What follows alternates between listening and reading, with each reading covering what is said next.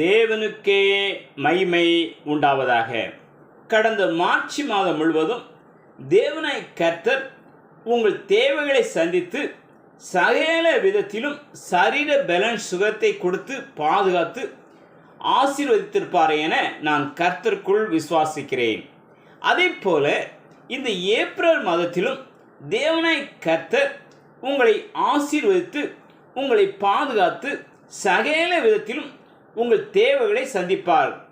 நீங்கள் தேவனாய் கர்த்தர் கொடுக்கிற வாக்கு தத்துவத்தின் மேல் விசுவாசம் வையுங்கள், ஜெயம் பெறுவீர்கள், ஆசீர்வாதம் பெறுவீர்கள். இன்றைய நாளில் உங்களோடு கூட தியானிக்க போகிற ஆசீர்வாதத்தின் வாக்குத்தத்த வார்த்தை சங்கீதம் 124 அதிகாரம் 8வது வசனம். நம்முடைய சகாயம் வானத்தையும் பூமியும் உண்டாக்கின கர்த்தருடைய நாமத்தில் உள்ளது. நம்முடைய சகாயம் வானத்தையும் பூமியும் உண்டாக்கின கர்த்தருடைய நாமத்தில் உள்ளது. கர்த்தருக்குள் பிரியமானவர்களே, உங்களுக்கு சகாயம் எனும் ஆசீர்வாதம் நிறைந்த வார்த்தை தேவனுடைய நாமத்தில் உள்ளது என நீங்கள் விசுவாசிக்கும் போது தேவன் நிச்சயம் அவருடைய நாமத்தின் நிமித்தம் உங்களை ஆசீர்வதிப்பார். யோசேப்பு தன்னுடைய சகோதரர்களாலே வெறுக்கப்பட்டு ஒதுக்கப்பட்டான். யோசேப்பு துன்பத்தை அனுபவிக்க காரணம் என்ன? தான் கண்ட கனவுதான். அந்த கனவை வெளிப்படுத்தியவர் யார்? தேவனாய கர்த்தர். ஒரு நாள் தேசமெங்கும் பஞ்சம் ஏற்பட்டது. அதனால் எகிப்து தேசத்தில் மட்டும் உணவு பஞ்சம் ஏற்படவில்லை. அந்த பஞ்சத்தின் நிமித்தமாக அவனுடைய சகோதரர்கள் எகிப்துக்கு வந்தார்கள். அங்கே பார்வோன் சிங்காசனத்தில் இருப்பார். அவனிடம் தங்களுக்கு தேவையான தானியத்தை பெற்றுக்கொள்ளலாம் என நினைத்து வந்தார்கள். ஆனால் நடந்தது என்ன? அங்கே பார்வோனுக்கு அடுத்த இடத்தில் யோசேப்பு அதிகாரியாய் இருந்தார்.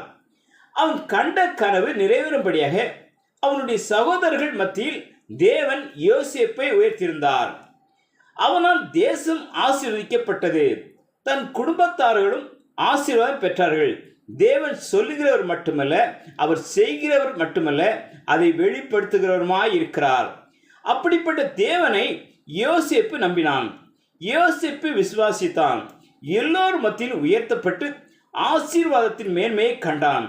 கர்த்தருக்குள் பிரியமானவர்களே, இன்று நீங்களும் எனக்கு இந்த மாதத்தில் வழி பிறக்காதா?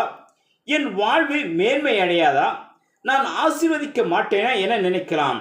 நீங்கள் வேத வசனத்தில் சொல்லப்பட்டது போல நம்முடைய சகாயம் வானத்தையும் பூமியும் உண்டாக்கின கர்த்தருடைய நாமத்தில் உள்ளது என்பதற்கேற்ப உங்களுக்கு சகாயம் என்னும் ஆசீர்வாதம் கர்த்தருடைய நாமத்தில் உள்ளது என நீங்கள் விசுவாசிக்கும் போது இந்த மாதத்தில் அவருடைய நாமத்தின் நிமித்தம் சகாயராகிய இயேசு கிறிஸ்து உங்களுடைய எல்லா பிரச்சனைகளையும் மாற்றி சரீர பலன் சுகத்தை கொடுத்து அநேகர் மத்தியில் உங்களை உயர்த்தி ஆசீர்வதிப்பார்.